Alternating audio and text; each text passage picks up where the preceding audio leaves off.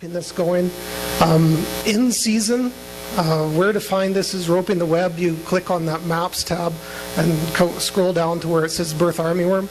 This map changes with every input of data, so it is as live as each of those data points. This is a simple Google map. You can zoom in on an area.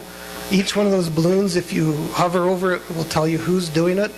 If you click on it, it will tell you which county is in, who's doing it, and the week-by-week count. So you can find the closest monitoring site to your field and keep an eye on what the birth numbers have been doing through the season. And this gives us about a 4-week heads up on impending birth armyworm problems.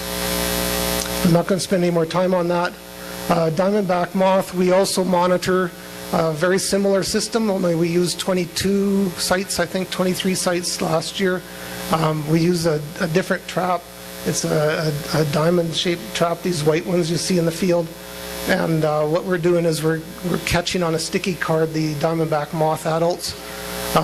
This is part of a massive migration we had in 2008, and there's about 200 on this individual card, so very high numbers. These come in every year, so we can't say year to year what's going to happen with diamondback, but we maintain these sentinel sites just to catch this migration, and then we watch in the field as the season goes on. So what you'll see on the maps is this is a very similar map. This is a 3-week rolling total. As we get into the 4th week, the first week drops off, because that's about how long it takes for the insect to go through its life cycle.